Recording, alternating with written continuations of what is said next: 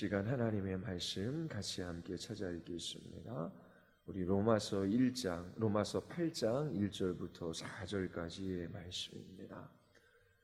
오늘 기독교의 본질이라고 하는 제목으로 여러분들에게 설교하겠습니다.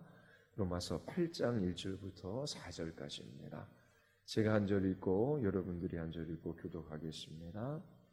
그러므로 이제 그리스도 예수 안에 있는 자에게는 결코 정죄함이 없나니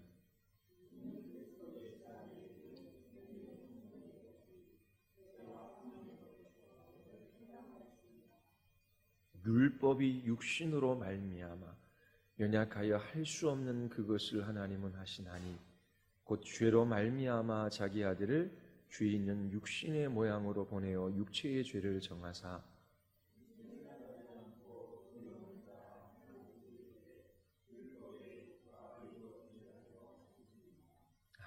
기도하시겠습니다. 거룩하시고 자비로우신 하나님, 이 수요일 밤에 하나님의 복음 앞에 서는 영혼들을 기억하여 주시옵소서.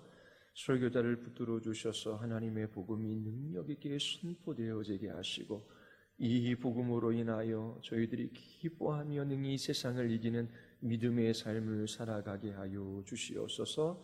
참으로 이 교회에 하나님의 복음을 허락하여 주시고 또 교회를 통하여 이 세상에 복음이 선포되어지게 하여 주시옵소서. 예수 그리스도의 이름으로 기도드리옵나이다. 아멘. 오늘날 이 시대는 진리가 중요한 시대가 되지 않았습니다. 진리가 무엇인지를 깨달아 알기를 원하고 그 진리를 찾고 그 진리를 추구하는 시대가 아니지요. 그래서 교회에 나오건 다른 종교 생활을 하건 그 모든 것을 평가하는 기준은 진리가 아닙니다. 이 종교가 내가 믿는 이것이 나에게 얼마나 도움이 되느냐라고 하는 것이지요. 왜 절에 다니십니까? 절에 다니면 마음이 편안해요. 왜 교회에 다니십니까? 나의 마음이 편안해요. 그리고 하나님께서 이런저런 것들을 도와주시고 나의 문제를 해결해 주셨어요. 물론 마음이 평안한 것이 있지요. 그리고 하나님께서 우리의 문제를 해결해 주시고 우리를 도와주시지요. 그런데 접근하는 방식이 진리냐 진리가 아니냐가 아니라 이 신앙이, 이 종교가 나에게 도움이 되느냐 되지 않느냐라고 하는 방식으로 접근합니다. 요즘에는 부모를 따라 자녀들이 신앙생활을 하는 것이 아니라 자녀들을 따라 부모들이 신앙생활을 하는 경우가 많아요. 자녀들이 나 이 교회 좋아 그러면 자녀를 따라 그 교회에 다녀요. 부모들이 진리를 따라 자녀들을 양육하고 참된 것과 거짓된 것, 진리와 거짓이 무엇인지 가르치며 진리에 순종하게 하는 삶을 살아가는 것이 아니라 아이들의 마음에 좋은 것이 뭔가, 그들에게 유익한 것이 무엇인가를 따라 교회를 선택하고 또 종교를 선택하기도 합니다. 기독교 신앙을 가졌다라고 하지만 하나님의 말씀의 빛 앞에서 그렇게 자기 자신이나 인생을 돌아보지 않아요. 하나님께서 우리에게 필요한 것이 무엇인지를 아시지요. 우리에게 정말 필요한 것이 무엇입니까? 물질입니까? 건강입니까? 이 세상에서의 번영입니까? 성공입니까? 우리의 자녀들이 건강하고 좋은 대학교 가고 이 세상에서 이름을 내는 것이 우리에게 가장 필요하고 본질적인 것입니까? 성경은 그렇게 말하지 않아요. 모든 사람이 하나님의 친노 아래에 있는 죄인이라고 말하지요. 한 번 죽는 것은 사람에게 정해진 것이요 그 이후에는 심판이 있다라고 말합니다. 성경에서 하나님께서 우리에게 말씀하시는 것, 너에게 정말 필요한 것은 하나님의 진노를 피하는 것이다. 구원받는 것이다. 그래서 그 구원을 위하여 하나님께서 우리에게 예수 그리스도를 주셨지요. 예수 그리스도 그분이 우리뿐만 아니라 모든 인류에게 가장 중요한 분이시죠. 가장 필요한 분이에요. 예수 그리스도가 누구이신가라고 하는 그 질문에 대하여 우리는 몇 번 주일에 살펴보았습니다. 가장 중요한 질문이지요. 그 질문에 따라 영원한 삶이 결정되어져요. 천국과 지옥이 결정되어지는 것입니다. 하나님께서 인생들을 내려다 보실 때에 정말 이들에게 필요한 것은 예수 그리스도예요. 그런데 우리는 그 하나님의 말씀에 비답해서 우리의 인생을 그렇게 돌아보지 않아요. 하나님보다 내가 나의 필요를 더 잘 알고 있지. 하나님도 나의 필요를 채워주실 때만 내게 기쁨이 되고 만족이 되고 위로가 되고 평안을 주시고 또 나의 질병과 나의 직장의 문제와 또 나의 삶의 문제를 해결해 주실 때에 그때에 이게 참된 종교이지라고 생각할 위험성이 있다라고 하는 것이지요. 하늘에 속한 모든 신령한 복을 믿는 그리스도인들에게 주셨어요. 그 복의 중심에 예수 그리스도가 계셔요. 하나님 자신을 우리에게 주신 것입니다. 우리에게 가장 필요한 것은 하나님이신 예수 그리스도예요. 그러면 우리에게 모든 것을 주셨어요. 그 모든 것인 예수 그리스도가 우리를 위하여 십자가에서 죽으시고 부활하셨어요. 우리를 위하여 오늘도 하나님의 보좌 우편에서 기도해 주셔요. 우리를 위하여 모든 우주 만물을 통치하시고 그 뜻하신 바를 이루어 가셔요. 그러면 그 진리의 빛 앞에서 우리의 건강, 우리에게 주어진 직장, 우리의 가정, 우리의 자녀, 우리의 삶을 비추어 보아야 하는 것입니다. 그런데 교회를 다녀도 기독교가 무엇인지를 잘 알지 못해요.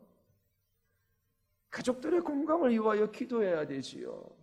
그런데 기도 제목이 10년이나 15년이나 20년 지나가도 항상 가족들의 건강이 기도 제목이 돼요. 그건 나쁘다라고 하는 거 아니라고 말씀드렸잖아요. 가족들의 건강을 하나님 앞에 구하십시오. 그리고 문제 해결만이 기도의 제목인 것처럼 그렇게 10년, 15년씩, 20년씩 신앙생활해도 편하지가 않아요. 하나님께서 이스라엘 백성들을 애굽 땅에서 구원해 내셔서 가나안으로 인도하시지. 가나안으로 이끌어 가십니다. 시내산에 도착하기 전 무리바라고 하는 곳에서 물이 없으므로 이스라엘 백성들이 모세를 원망해요. 하나님께서 어떠한 능력으로 그들을 구원해 내셨는지 다 잊어버리는 것이지요. 지금 이스라엘 백성들이 하나님을 찾고 있다면 하나님 자신이 아니라 물을 위해서 하나님을 찾는 것이지요.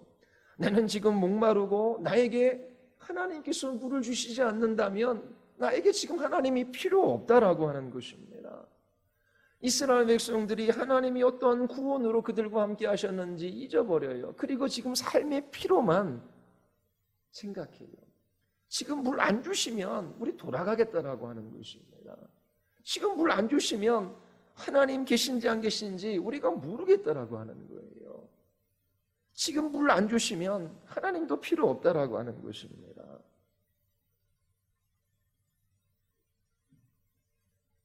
여러분들의 마음의 그 중심이 예수 그리스도 하나님께 가 있으십니까? 아니면 그 마음의 중심이 여러분들의 필요에 가 있습니까? 자기 자신의 필요를 따라 이 교회가 나에게 도움이 되면 다니는 곳이고 도움이 되지 않으면 나는 언제든지 교회를 떠날 수 있어. 그게 아니라 하나님께서 이 땅에 교회를 주신 목적이 무엇이며 이 시대로서의 교회의 사명이 어떠하고 나를 지체로 부르셔서 주님의 몸된 교회의 한 부분이 되게 하셨는데 주님의 몸된 교회의 거룩을 위하여 어떻게 살아갈 것인가? 그래서 보편교회가 있어요. 그리고 지교회가 있어요. 하나님께서 나를 이 지교회에 부르셔서 지체가 되게 하시고 주님의 몸된 거룩을 위하여 어떠한 결정과 어떠한 선택과 어떠한 삶을 살아가게 하시는가? 교회에 대한 진리, 그 이해를 가지고 하나님 앞에 교회를 위하여 기도하며 그리고 하나님의 인도하심을 구해야 되죠. 이 교회는 제자훈련이 없어. 이 교회는 성가대가 없어. 이 교회는 아는 사람이 없어. 나 상처받았어. 그러면서 교회를 떠돌아가는 사람들이 많이 있습니다. 진리의 차원에서 자기 자신의 삶을 살펴보거나 그 마음의 중심을 예수 그리스도에게 두고 그 그리스도의 얼굴에 나타난 그 복음의 빛 앞에서 그 걸음들을 걸어가야 하는 것이지요. 기독교의 본질은 하나님을 최고의 가치로 여기는 것이지요. 이 세상에서 하나님보다 더 귀한 보화가 있습니까? 예수 그리스도보다 더 귀한 것이 있습니까? 나의 생명도 나의 물질도 내 인생에 주신 어떤 좋은 것도 예수 그리스도보다 더 귀하지 않다라고 하는 것이 예수님을 만난 사람들의 고백이에요. 이처럼 예수님을 최고의 가치로 여기고 주님을 영화롭게 하는 그 삶을 살아가야 하죠. 그렇게 살아가지 않는 모든 것이 죄된 것입니다. 하나님 없는 삶을 살아가요. 그 하나님의 말씀과 상관없이 살아갑니다. 예수 그리스도가 아닌 이 세상에 있는 것들을 사랑하고 그것을 귀하게 여기며 살아가요. 그처럼 창조주이신 하나님, 우리의 구원주이신 하나님을 대적하고 그 하나님의 말씀과 상관없이 살아가는 사람들, 예수 그리스도를 존귀 여기지 않고 자기 필요를 따라 살아가는 그 사람들에게 그 죄값을 따라 하나님의 진노와 심판이 있지요. 우리는 우리 스스로를 구원할 수 없는 사람들이라고 여러 번 말씀을 드렸어요. 우리는 이 죽을 몸 가운데 살아가고 우리에게 주어진 자원도 제한적이에요. 이 땅에서의 시간도 길어야 80~90년밖에 안 돼요. 우리의 힘으로 우리 스스로를 구원할 수 없어요.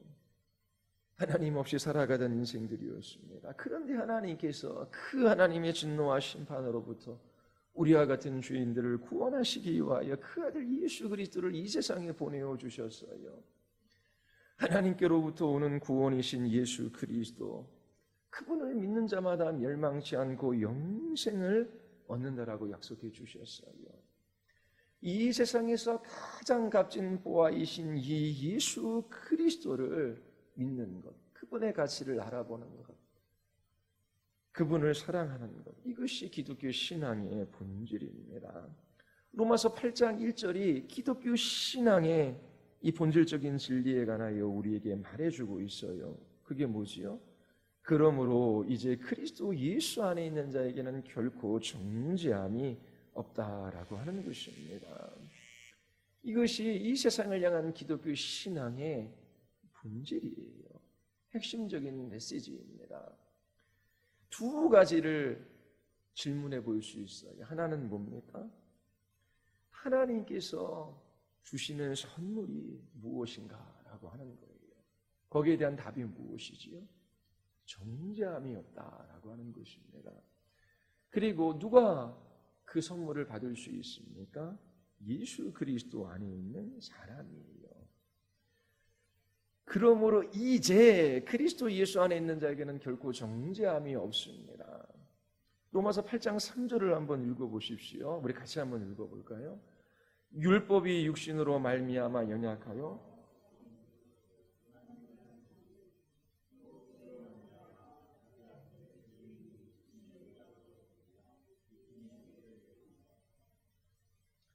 율법은 율법을 어긴 사람들을 정죄해요. 율법은 어느 날 이 세상에 올 하나님의 희생제물이신 예수 그리스도, 그분을 가리키지요. 율법은 죄인들의 죄를 제거할 수 없어요.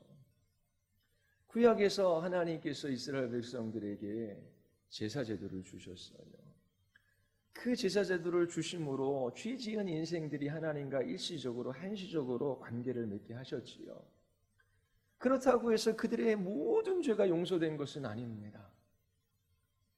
그들이 알지 못한 죄를 지었을 때 죄를 짓는 것으로 말미암아 대제사장이 1년마다 이스라엘 백성들을 위하여 하나님 앞에 제사를 드려야 했어요. 그리고 그들은 죄를 지을 때마다 속죄 제물을 하나님 앞에 드려야 했었지요.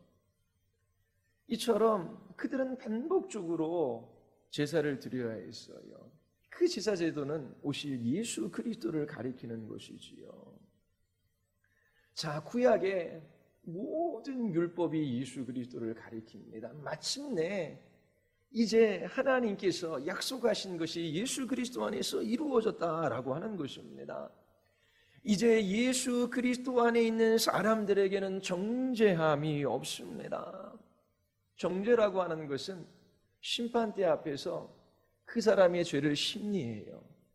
당신 이러한 죄를 졌습니다. 그러므로 당신의 그 죄값은 사형입니다. 땅. 이게 정죄예요. 자, 그래서 이제 그 정죄받은 자는 형벌받을 날만 기다리고 있는 것입니다. 그런데 예수 그리스도 안에 있는 자에게는 정죄함이 없대요. 우리의 죄를 따라, 우리의 죄값을 따라 하나님께서 그 죄를 심판하지 않으신다라고 하는 것이지요. 우리의 모든 죄가 용서되어졌습니다. 하나님께서 그 죄를 기억지도 않으셔요. 이제 정죄함이 없습니다. 구약에서 그토록 모든 선지자를 통하여 하나님께서 말씀하신 그것이 예수 그리스도 안에서 성취되어졌습니다. 그것을 말하고 있어요. 두 번째는 이제라고 하는 말이 이미라고 하는 의미를 가지고 있어요. 로마서 8장 33절 34절 한번 읽어보겠습니다. 로마서 8장 33절 34절 우리 다 같이 시작. 누가 능히 하나님께 택하신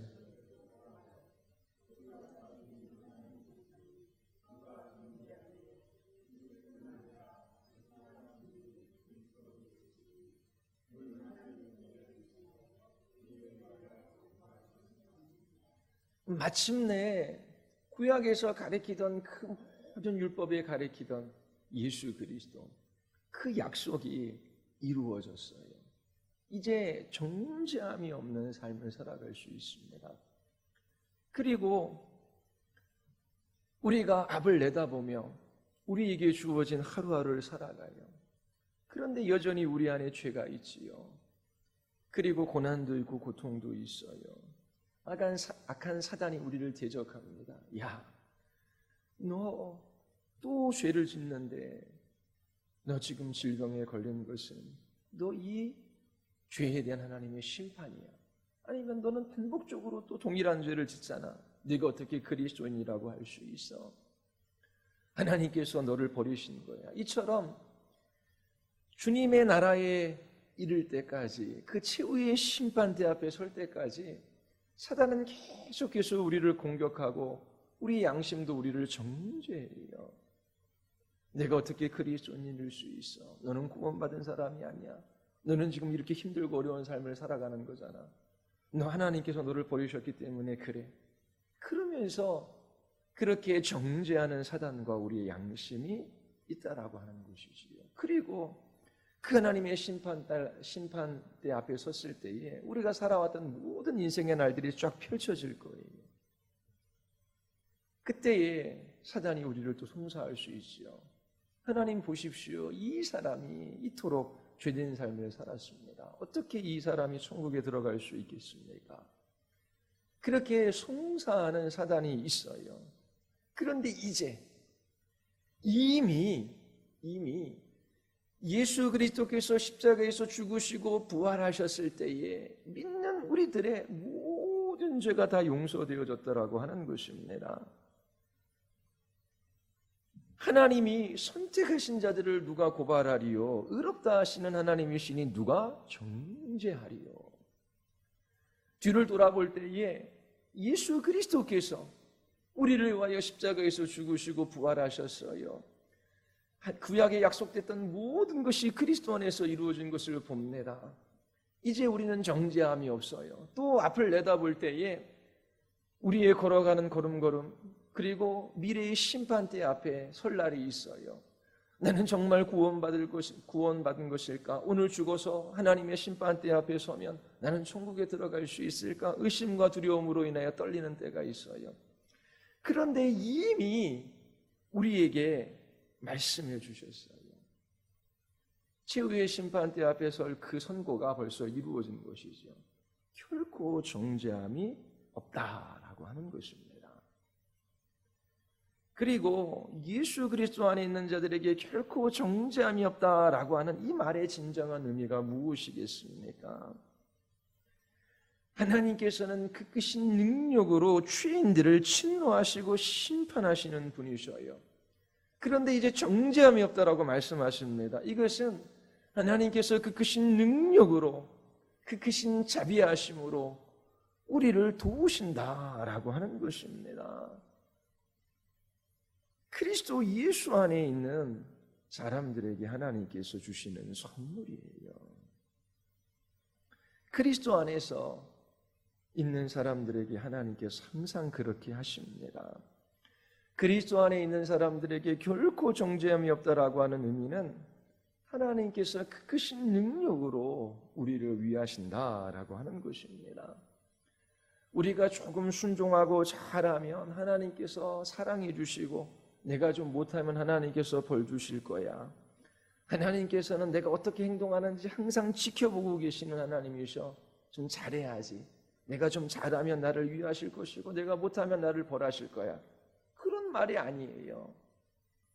내가 잘하건 못하건, 내가 죄짓던 죄를 짓지 않던, 항상 하나님께서 우리를 위하신다. 그 크신 능력으로 우리를 도와주신다라고 하는 그 말의 의미가 정죄함이 없다라고 하는 말의 의미입니다. 얼마나 놀랍습니까? 얼마나 위대하고 감격스러운 말씀입니까? 하나님께서 우리를 위하신다라고 하는 거예요. 내가 잘할 때만 위하시는 것이 아니라 내가 못할 때, 죄지을 때에, 내가 범죄할 때도 그 하나님은 나를 위하시는 분이시라는 분, 위하신다는 분이라고 하는 거예요. 밤이나 낮이나 깰 때나 일어날 때나 잠들 때나 언제나 그 크신 능력으로 하나님께서 우리에게 자비를 베푸시고 우리를 도와주시는 분이셔요. 이것을 아는 사람과 알지 못하는 사람들은 얼마나 그 삶에 있어서 큰 차이가 있겠습니까?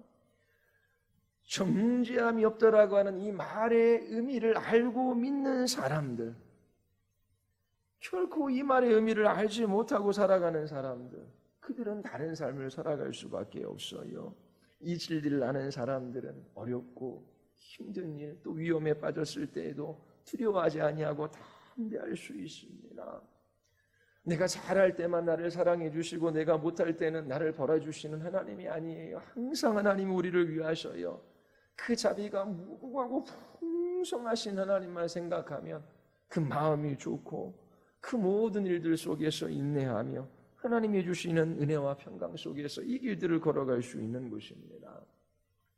그런데 실제적인 삶을 살아갈 때에 하나님께서 나를 위하시지 않는 것 같은 그런 때가 있다라고 하는 거예요.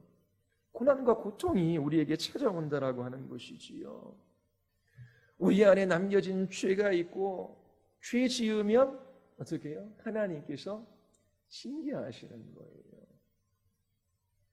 하나님께서 심판하십니다. 죄를 간과하시지 않으셔요.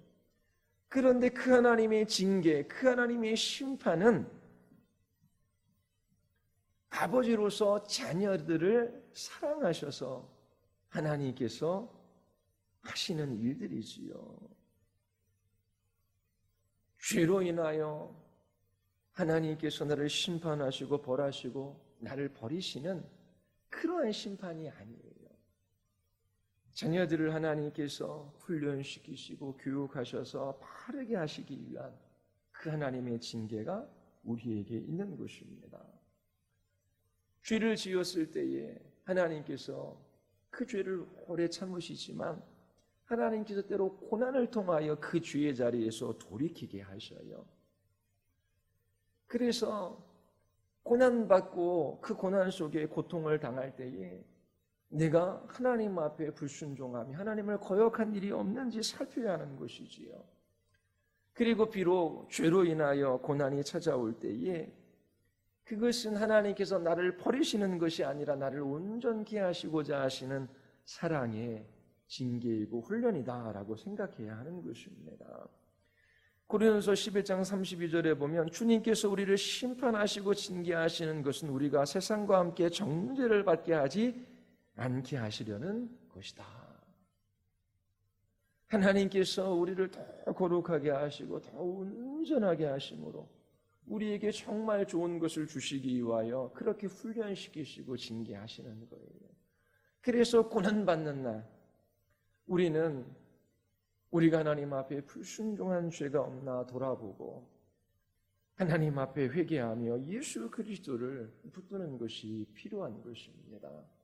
그리고 이 죄로 말미암은 이 징계 또한 하나님께서 나를 사랑하셔서 주시는 것이고 또 나를 거룩하고 온전하게 하셔서 정말 하나님 자신을 누리게 하고자 하시기 위함이다.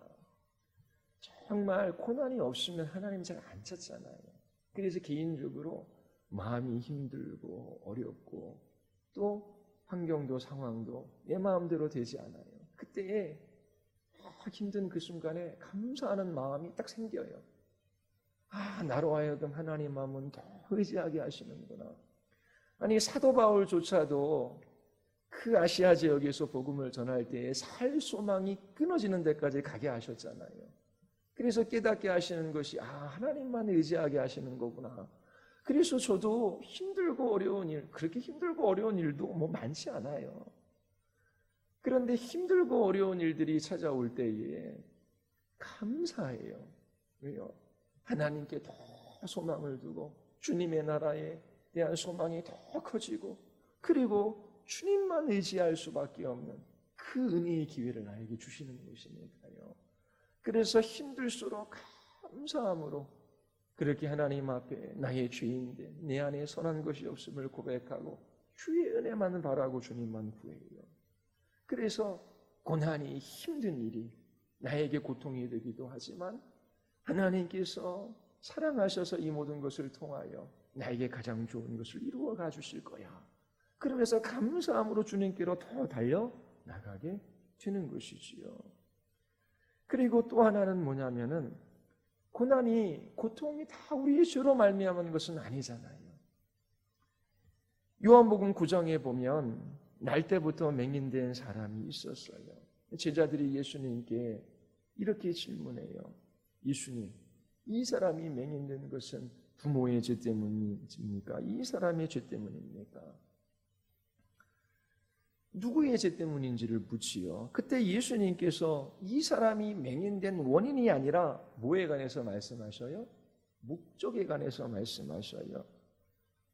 그에게 하나님이 하시는 일을 나타내고자 하심이라. 자, 이 세상에서 우리가 두 발을 딛고 살아갈 때에 우리의 육체는 연약해요. 죽을 몸이에요. 병들고 늙어가고 무덤에 묻힌다라고 말씀을 드렸어요. 이 세상에 두 발을 딛고 살아가는 인생 자체가 고난입니다. 모든 피조물들이 하나님의 아들들이 나타날 때까지 탄식하고 있지요. 우리도 몸의 속량, 그 부활체의 몸을 입기 전까지 탄식하며 이 세상에 살아갑니다. 우리에게 오는 모든 고난이 우리의 죄 때문은 아니에요. 그런데 요한복음에 보니까 맹인된 그 원인이 누구의 죄 때문입니까? 라고 묻는데 그게 아니다. 하나님이 하시는 일을 나타내고자 하십니다. 자, 그래서 고난이 올 때에 하나님 정죄함이 없다라고 하시고 그 의미는 하나님께서 우리를 위하신다라고 말씀하셨죠. 그런데 왜 우리에게 고난을 주십니까? 분명히 죄로 인하여 하나님께서 우리를 훈련시키시는 목적이 있고 오히려 감사함으로 하나님을 의지해야 된다라고 말씀드렸어요. 그리고 이 고난은 뭐다? 우리의 죄 때문이 아니라 하나님이 하고자 하시는 일을 나타내고자 하시기 위함이지요. 그래서 그 사명을 붙들어야 합니다. 하나님, 이 고난 가운데 하나님이 하고자 하시는 일이 있는 줄 압니다. 예수 그리스도 하나님의 아들도 이 땅에 오셔서 고난받으시고 십자가에서 죽으셨어요. 그 십자가의 고난을 통하여 하나님께서 하나님의 구원하시는 영광을 나타내시고 그 하나님의 뜻을 이루어 가셨지요. 하나님, 저도 예수 그리스도를 따르는 제자입니다. 자기를 부인하고 십자가를 지고 예수 그리스도를 따르기를 원합니다. 하나님, 내 인생에 질병이 있어요. 예기치 않은 사건과 사고가 일어났어요. 하나님, 이렇게 감당하기 어려운 일들이 일어났습니다. 이 모든 것이 하나님의 뜻 안에 있고 하나님이 나를 위하신다라고 말씀하셨지요. 하나님, 이 고난 또한 하나님이 하고자 하시는 일을 나타내고자 하심을 제가 믿습니다. 저도 그리스도처럼 이 고난 가운데 인내하게 하시고 우리 앞에 약속된 하나님의 나라 바라보면서 기뻐하며 그렇게 하나님의 주권을 인정하고 그 하나님의 일하신 그 하나님의 뜻을 하나님께서 이루어 가주시기를 원합니다. 그러면서 그 사명을 붙들고 그 모든 고난을 통하여 하나님이 하나님 되심을 고백하며 살아가는 것, 그게 얼마나 큰 복입니까? 하나님이 하고자 하시는 일에 우리를 동참케 하시는 거잖아요. 어저께 우리가 장례식에 갔다 왔지요. 사모의 나이가 36살입니다. 아이는 4살, 5살밖에 되지 않아요. 암으로 5년 동안 투병하다가 하나님께서 그 생명을 거두어 가셨어요. 부모의 입장에서 얼마나 고통스러운 일입니까? 아버지가 아직 신앙이 없으셔요. 딸이 병원에 있을 때에 가지를 못하셔요. 가면 눈물만 나니까요. 그런데 이 사모도 신앙이 있고 남편도 신앙이 있고 또 가족들이 신앙이 있어요.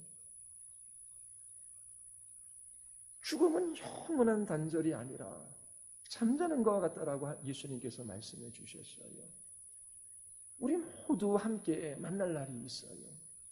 영원에 비하면 이 땅의 시간은 몇십 년밖에 안 돼요.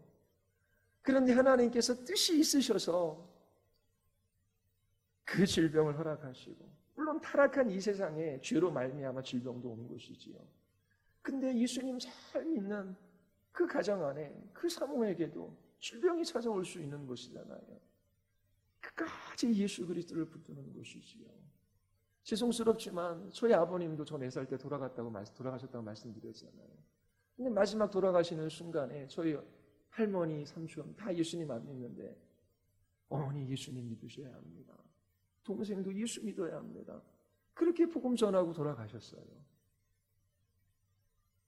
그러면 그 하나님이 하고자 하시는 일을 나타내고자 하시는 그 사명을 따라 살고 사명을 따라 죽은 거잖아요. 얼마나 영광스럽고 복됩니까? 그래서 고난이 찾아왔어요. 이스라엘 백성처럼 무리바에서 먹을 물이 없어요. 그 하나님을 원망하고 모세를 향해서 대적하는 것이 아니라 그 아들 예수 그리스도를 우리에게 내어주신 하나님께서 잠시 우리를 줄이게 하실 수 있고 이 질병 가운데 고통당하게 하실 수 있어요. 예수 그리스도께서 십자가에서 몸을 찢으시고 피를 흘리셨어요. 그가 고난을 당함으로 우리를 낫게 하셨어요. 그가 고난을 당함으로 우리를 구원하셔서 하나님의 자녀 되게 하셨어요. 우리도 그리스도를 따라 잠시 이 땅에서 고난받는데 하나님께서 이 일을 통하여 하고자 하시는 일이 있다라고 하는 그 사명에 대한 믿음이 있다면 끝까지 그 아들 예수 그리스도를 우리에게 내어주신 그 하나님의 사랑과 은혜를 붙들고 하나님의 하나님 되심을 인정하는 것이지요. 그래서 하나님의 영광이 나타나는 것입니다. 그렇게 믿음을 통하여 하나님의 영광이 나타날 때에 그 가문 그리고 그것을 지켜보는 사람들, 그 이웃들이 하나님이 살아계시는구나 라고 하는 것을 볼 수가 있는 거예요. 예전에 그런 말씀도 드렸어요. 제가 알고 있는 분인데 동생이 그 40대인데 암에 걸려서 죽어가요. 오빠가 예수님을 믿어요.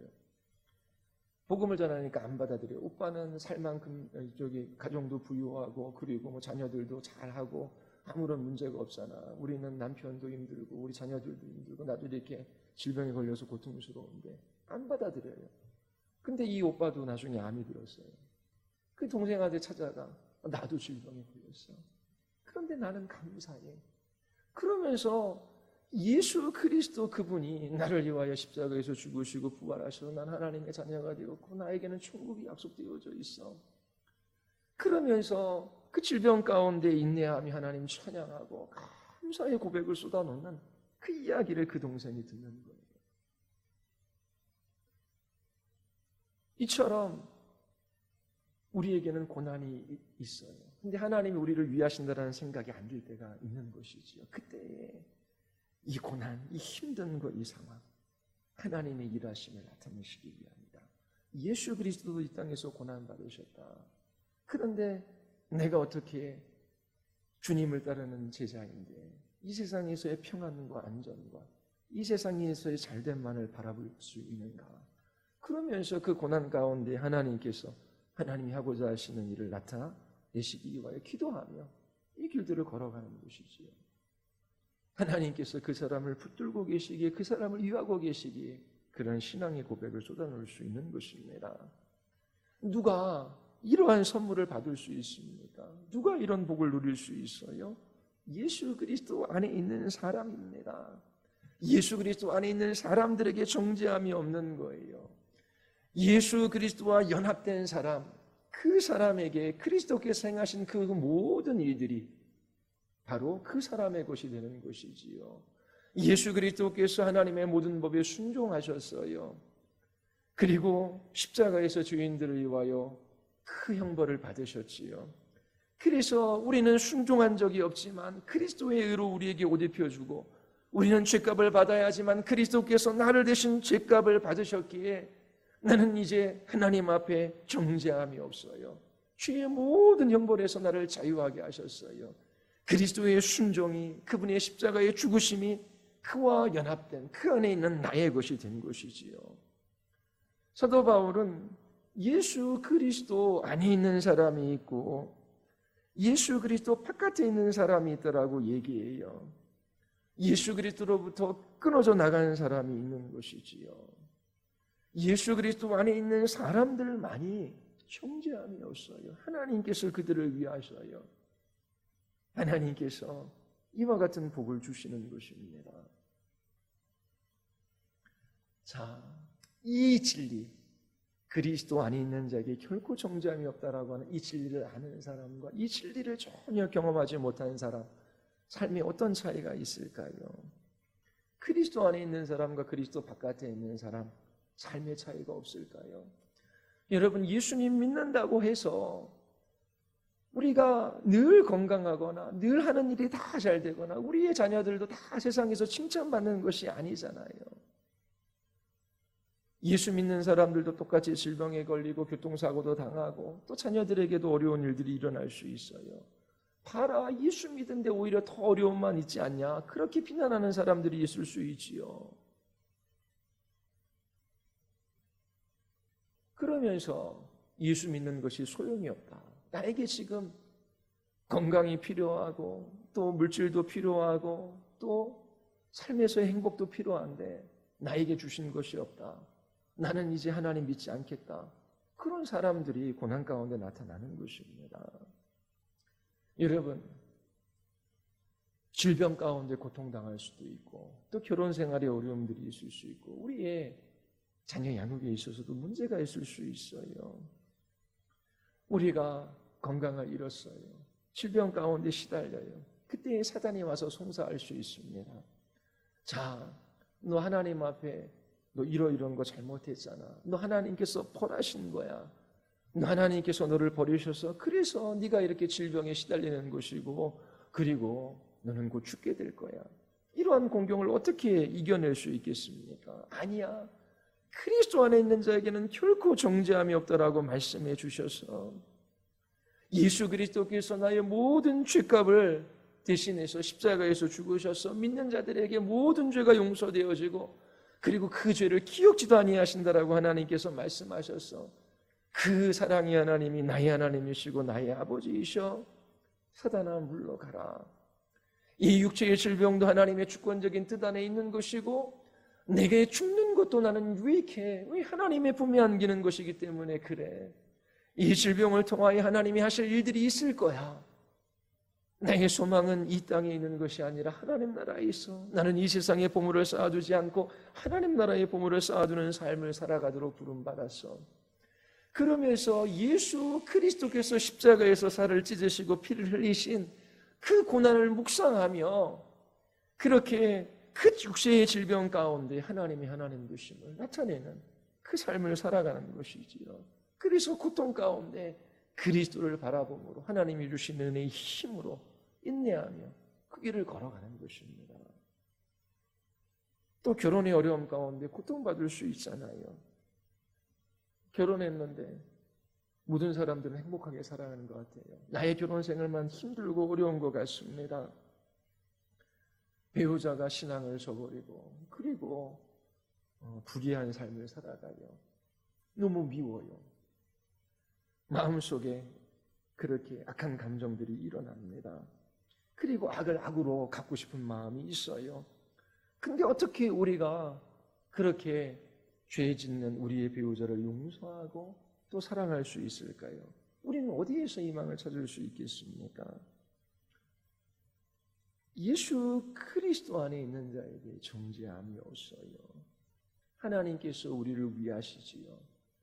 그리고 하나님께서 우리를 영원한 주님의 나라, 그 하나님의 나라로 이끌어 가실 거예요. 우리는 이 땅에서 사명을 주셔서 잠시 살게 하신 거예요. 주님의 나라를 생각할 때에 그 마음속에 기쁨이 넘쳐납니다.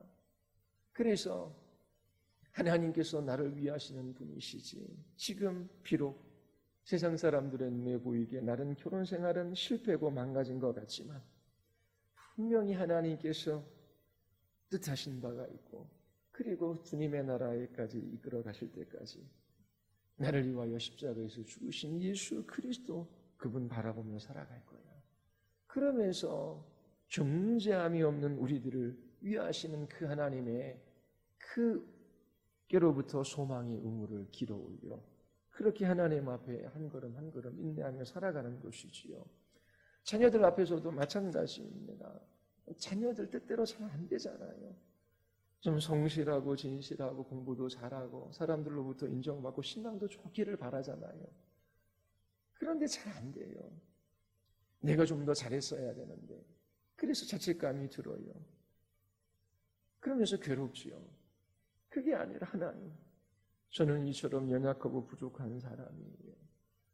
나같이 부족하고 연약한 사람을 하나님께서 사랑하셔서 그 아들 예수 그리스도를 내어주셨지요. 주님께서 나를 사랑하셨듯이 우리의 자녀의 하나님 되어주시기 원합니다. 나에게 은혜 베풀어 주셨듯이 우리의 자녀들에게도 은혜 베풀어 주시기를 원합니다.